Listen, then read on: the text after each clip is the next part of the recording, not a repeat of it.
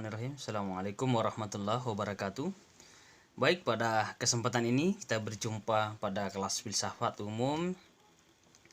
Dan tema kita pada hari ini adalah filsafat umum yang bertemakan pengantar ya. Pengantar filsafat umum sebagai gambaran awal memahami filsafat itu sendiri dan bagaimana perjalanan selanjutnya dan bagaimana sejarahnya. Oke, baik, pada kesempatan ini kita mungkin sering mendengar kata filsafat atau falsafah ya. Istilah ini sudah ada sejak abad ke-7 sebelum Masehi, ketika dalam sejarah Rasulullah Muhammad SAW itu hadir di permukaan bumi ini membawa misi ilahi, kitab suci Quran. Pada abad ke-7 Masehi, 14 abad sebelum Rasulullah, itu sudah ada filsafat ya. Dimulai sejak Thales pada abad ke-7 sebelum Masehi. Jadi bentangan waktu yang cukup panjang ya. Jadi sebelum kehadiran Islam sebagai agama, filsafat itu sudah ada di Yunani ya, sebagai peletak dasar pertama dari filsafat itu sendiri di Yunani. Nah, filsafat itu sendiri diistilahkan dalam bahasa Yunani sebagai philein atau biasa philia atau philos, artinya cinta, mencintai itu. Sedangkan sophia ya, sophia itu dari bahasa Yunani juga artinya kebijaksanaan, ilmu pengetahuan ya, dan kearifan. Sehingga kalau mau dipahami secara sederhana istilah ini ya, secara etimologi istilah dari filsafat itu, philo artinya cinta, sophia artinya kebijaksanaan, ilmu pengetahuan, dan kearifan berarti cinta pada ilmu pengetahuan, cinta pada kearifan ya, cinta pada kebijaksanaan. Itu filsafat. Pertanyaannya kemudian, adakah istilah filsafat ini dikenal dalam Islam? Ya, sebagaimana Anda hari ini dari jurusan Islam, prodi Islam, kemudian belajar filsafat umum. Filsafat umum artinya filsafat ya, filsafat dasarnya itu, atau asal muasal filsafat itu sendiri, atau secara umumnya ya, filsafat dari lahirnya secara umum. Saya akan nanti memaparkan dan mencoba menunjukkan bagaimana filsafat itu juga dikenal dalam dunia Muslim,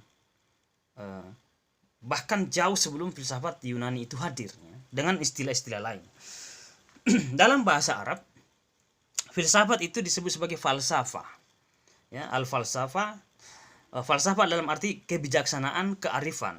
Dan tokoh-tokoh filsuf dalam dunia Muslim itu banyak sekali, seperti Al-Farabi, Al-Kindi, Ibnu Sina, Ibnu Rushd. Itu nanti akan dipercakapkan oleh kelompok-kelompok yang membahas tentang tokoh-tokoh filsafat Muslim di pertemuan-pertemuan selanjutnya. Nah, filsafat ini adalah orang yang mencintai. Namanya mencintai itu dalam artian cinta yang sesungguhnya ya. Di sini dalam kata filsafat ini rela berkorban demi yang dicintai. Itu cinta yang sesungguhnya, cinta yang tertinggi ya.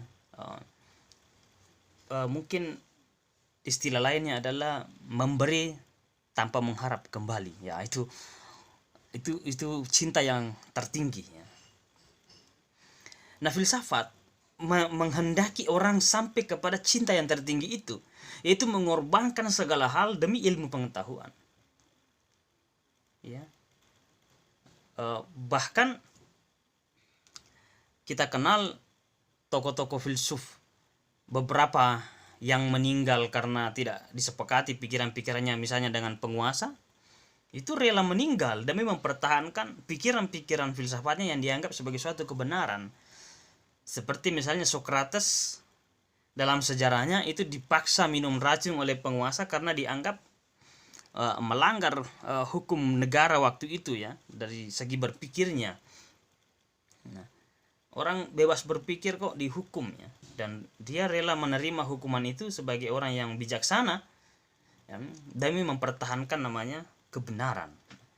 Galileo Galilei misalnya itu juga meninggal hanya karena bertentangan hasil penemuannya yang dipikirkan dan hasil kebenaran yang dia jumpai dengan kerja kerasnya itu bertentangan dengan dogma gereja waktu itu, yang mengatakan misalnya bumi itu datar, kemudian Galileo mengatakan bumi itu bulat dengan hasil penelitiannya, maka dia harus disidang dan dihukum mati, dan dia rela karena mempertahankan, memperjuangkan namanya kebenaran yang dimiliki, falsafah dalam hidupnya itu.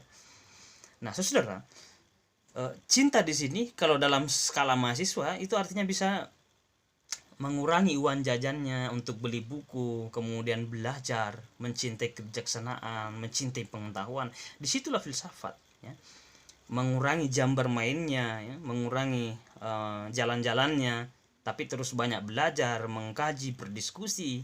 Itulah orang yang ciri-ciri berfilsafat ya, bersungguh-sungguh cinta pada ilmu pengetahuan. Nah, definisi ini Anda bisa jumpai misalnya dalam bukunya Asmoro Ahmadi pada tahun 2016 terbit, yang sudah cetakan ke-16 pada halaman 1 ya. Itu dijelaskan tentang definisi filsafat. Sedangkan dari filsafat itu dari bahasa Arab itu Anda bisa jumpai juga dalam buku Filsafat Umum yang ditulis oleh Atang Abdul Hakim dan Beni Ahmad Sebani. Itu juga dijelaskan tentang filsafat dan istilah Arabnya itu. Nah, belakangan dalam Islam itu tentu di dalam Al-Quran tidak ada kata filsafat. Kenapa? Karena kata filosofia ini, filsafat ini itu diasimilasi atau istilah ini masuk ke dalam bahasa Arab atau masuk ke Arab kemudian berbahasa Arab sebagai falsafah itu belakangan ya. Itu belakangan, nanti kira-kira seperti periode Al-Kindi, nanti filsuf-filsuf muslim yang mengadopsi ilmu pengetahuan dari Yunani, menerjemahkan filsafat-filsafat Yunani dan ilmu pengetahuan lainnya, maka disitulah bersentuhan dengan kata filsafatnya. Tetapi makna dari filsafat itu sendiri kita bisa menjumpai di dalam Islam atau di dalam Al-Quran itu sendiri ya. Nah, atau disebut sebagai hikmah ya, di sini filsafat juga sering diistilahkan sebagai hikmah dalam Islam ya. Biasa mungkin kita mendengar, kita ambil hikmahnya ya. Kata-kata yang mudah diucapkan tetapi jarang orang memahami makna terdalam dari hikmah itu sendiri ya. Hikmah itu bisa diistilahkan atau dipahami mencari makna terdalam dari sesuatu. Ada hal yang terdalam dari sesuatu itu, ada hal makna terdalam dari satu peristiwa atau dari sesuatu itu namanya makna. Itu namanya hikmah ya. Itu ada makna yang di dalamnya yang berlapis-lapis. Derrida misalnya, seorang filsuf barat, mengatakan ketika Anda melihat gunung, maka Anda melihat dari kejauhan gunung itu hanya melihat pohon yang begitu banyak.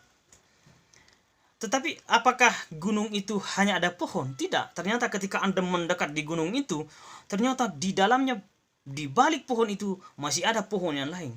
Di balik pohon yang lain masih ada pohon di belakangnya. Berlapis-lapis maknanya. Bahkan ternyata ketika menelusuri hutan itu, ketika Anda melihat hutan belantara, Anda tidak hanya melihat pepohonannya. Ketika Anda melihat dari kejauhan hutan itu, Anda hanya melihat pohon, tetapi ketika Anda mendekat di hutan, bahkan masuk di hutan itu, Anda menyelami, ya, Anda mendalami, maka Anda melihat banyak sekali pohon berlapis-lapis. Bahkan ternyata bukan hanya pohon, di situ ada aneka ragam tumbuh-tumbuhan, aneka ragam hewan, ya, dan macam-macamnya di dalamnya itu. Nah, saudara, disinilah ilustrasi sebagai suatu hikmah, ya, atau hal yang mendasar dari filsafat itu sendiri. Begitu juga dalam Islam itu sendiri, banyak ibadah misalnya yang membutuhkan hikmah di dalamnya. Contoh sederhana, Rasulullah sering mengatakan bahwa tidak sedikit umatku yang berpuasa hanya mendapatkan dahaga, ya, hanya mendapatkan lapar dan haus gitu. Itu artinya puasa di sini kata Rasul, ya, Rasulullah itu berfilsafat di situ, mencoba menawarkan pikiran-pikiran hikmah di dalam setiap ibadah, seperti misalnya ibadah puasa. Nabi secara spesifik menjelaskan tentang hikmah puasa, artinya jangan sampai Anda berpuasa itu hanya mendapatkan lapar dan haus. Itu artinya Rasulullah menyuruh kita menggali makna-makna terdalam hikmah yang ada dalam puasa itu sendiri. Misalnya merasakan kehadiran orang-orang yang lapar, ya, bukan hanya merasakan tetapi kita berempati kepada orang yang lapar, merasakan bagaimana orang yang kelaparan, gitu kan, melatih kesabaran. Tetapi ketika orang berpuasa tidak mampu melatih kesabaran, tidak mampu sabar dalam hidupnya, tidak mampu mengontrol hawa nafsunya, ya, suka mengambil punya orang, kemudian korupsi, suka menjahili orang lain, berbohong dan sebagainya, berarti orang seperti itu tidak mendapatkan hikmah dari puasanya, tapi hanya mendapatkan lapar dan haus. Nah, saudara, disinilah pentingnya menyingkap makna-makna terdalam dari suatu peristiwa, ya, itu hikmah. Nah, filsafat dalam Al-Quran tentu tidak dijumpai, karena kata filsafat itu sendiri belakangan, ya, ketika diadopsi pemikiran dari Yunani.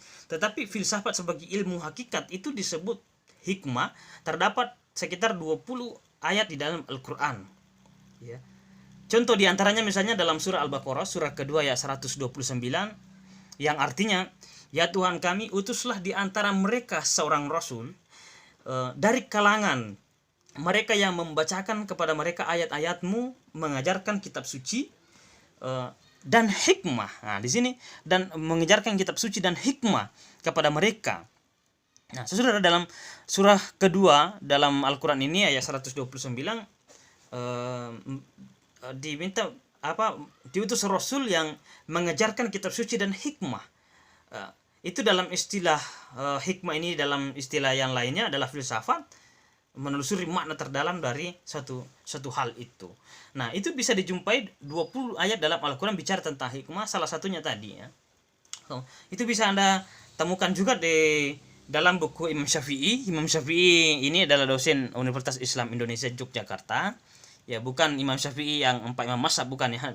Kebetulan namanya sama, ya, Imam Syafi'i. Itu dalam bukunya Konsep Ilmu Pengetahuan dalam Al-Quran, itu pada tahun 2000 dicetak buku itu. Pada halaman 72 diuraikan tentang hikmah ini dengan makna yang sepadan dengan filsafat. Nah, Anda bisa membaca buku itu, dan cukup banyak buku yang dipakai dalam filsafat, dan beberapa buku di dalam pengantar filsafat ini, seperti misalnya saya akan mengambil referensi yang menjelaskan itu, ya,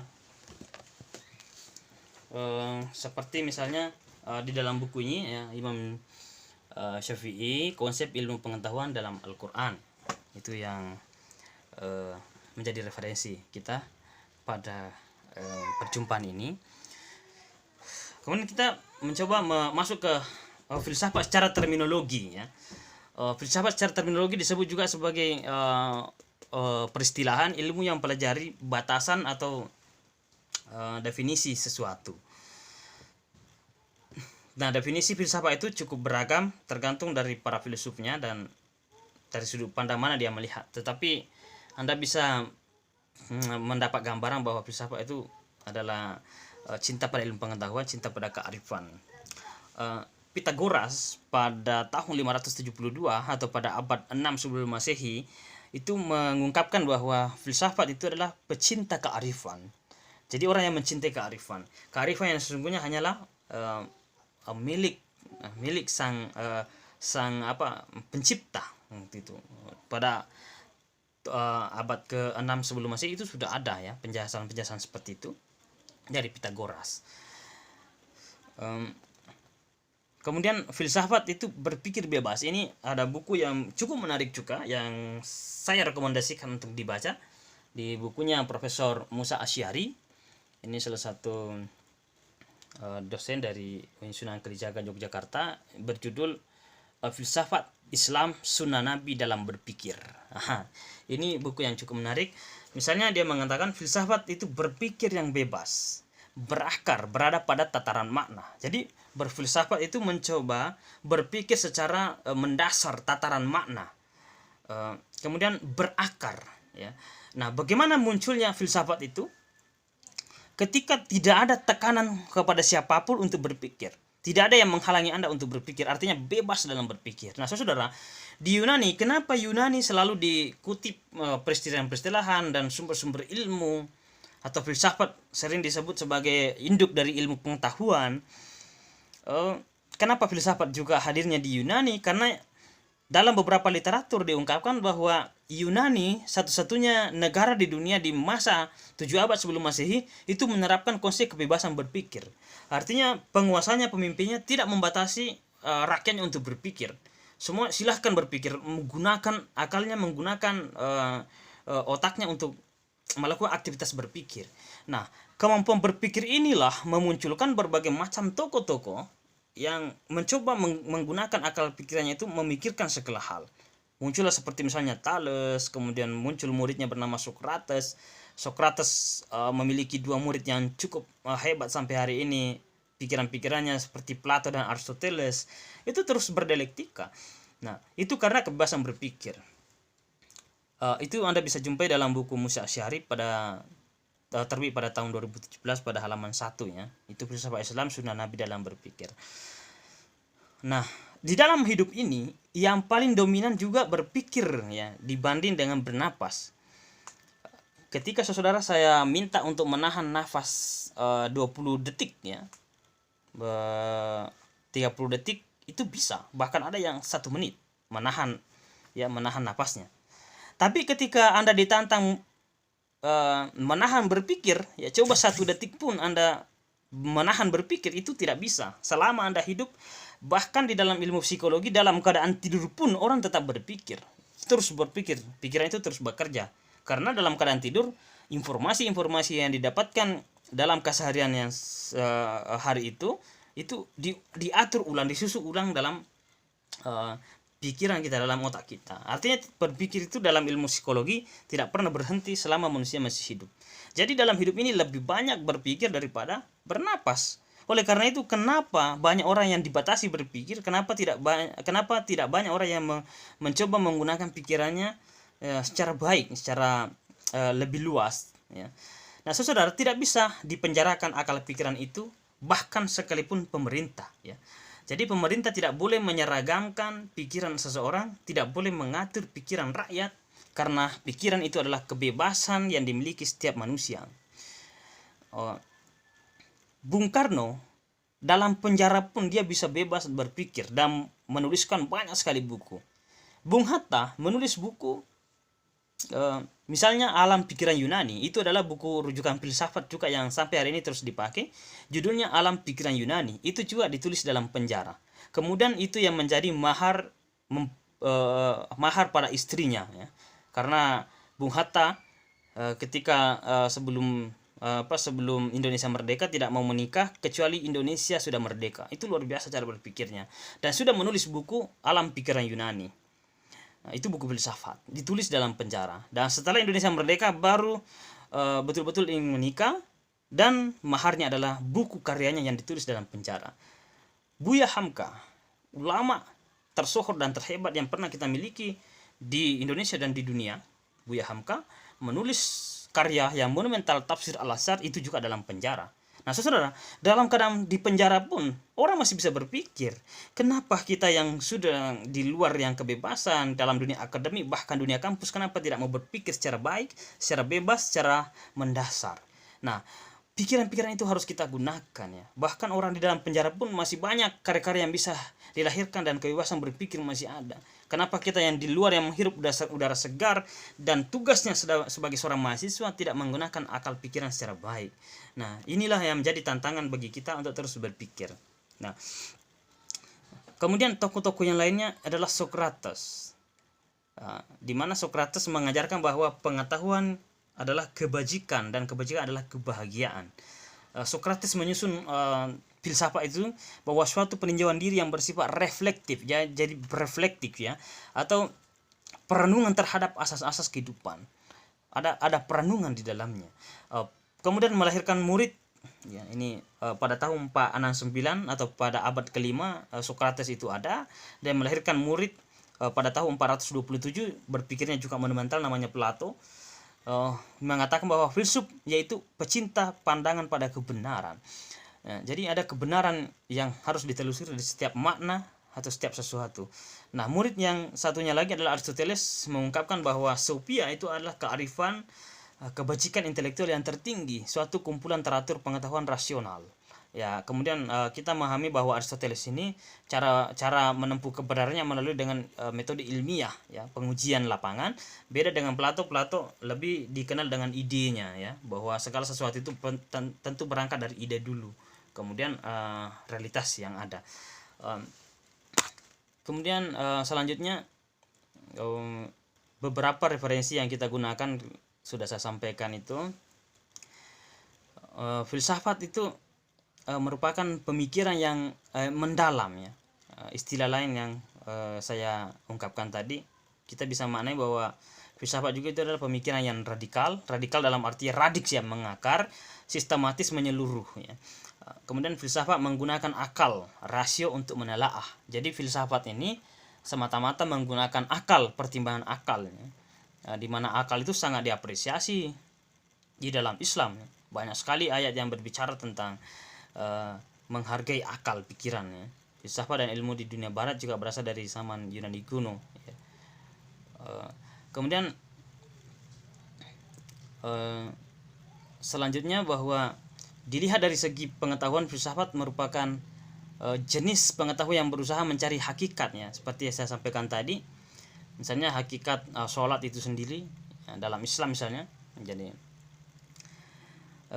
di dalam Quran Allah mengatakan inna sholata tanha anil fahsya'i wal munkar. Sesungguhnya sholat itu adalah mencegah perbuatan keji dan mungkar. Nah, itu hakikat sholat. Jadi kalau ada orang yang rajin sholat tetapi rajin bermaksiat, rajin mencuri, rajin menipu orang, ya, rajin melakukan kejahatan, dia hanya berolahraga sesungguhnya, ya. Dia hanya mengerjakan sesuatu yang lahiriah, tanpa makna, tanpa roh di dalamnya. Karena tidak memaknai. Allah sendiri mengatakan sholat itu mencegah perbuatan keji dan mungkar. Nah, saudara, untuk sampai kepada tahap di sana, kita harus menggunakan hikmah itu tadi dengan kajian-kajian yang cukup mendalam. Nah, begitu juga dengan manusia. Siapa itu manusia? Nah, itu juga bisa dipercakapkan dalam dunia filsafat. Nah, ini sebagai pengantar saja, ya, cukup ringkas-ringkas saja. Bagian yang terakhir bahwa berfilsafat itu sangat ringan dan sangat mudah. Karena hanyalah perpanjangan dari naluri anak-anak untuk mempertanyakan terus-menerus, ya. Profesor Bambang Sugiharto, salah satu filsuf di Indonesia, sering menyatakan seperti itu, bahwa berfilsafat hanyalah kepanjangan dari sifat kekanak-kanakan. Karena di masa anak-anak itu selalu bertanya, mempertanyakan sesuatu, selalu menunjuk sesuatu, apa ini, kalau belum bisa ngomong, misalnya sambil menunjuk sesuatu, itu bertanya. Dan selalu tidak puas terhadap jawaban-jawaban yang kita berikan, dan selalu menunjuk hal-hal yang lain untuk ditanyakan. Nah, saudara, filsafat itu sudah ada pada naluri anak-anak itu, selalu bertanya. Jadi inti pokok dari filsafat itu selalu bertanya, dan terus bertanya sampai ke akar-akarnya. Oleh karena itu, dalam Islam pun harus digunakan filsafat itu untuk menemukan hikmah, ya, menelusuri makna-makna terdalam di dalamnya. Kita akan berjumpa kembali pada penjelasan saya di video berikutnya tentang filsafat umum. Wabillahi taufiq wal hidayah. Assalamualaikum warahmatullahi wabarakatuh.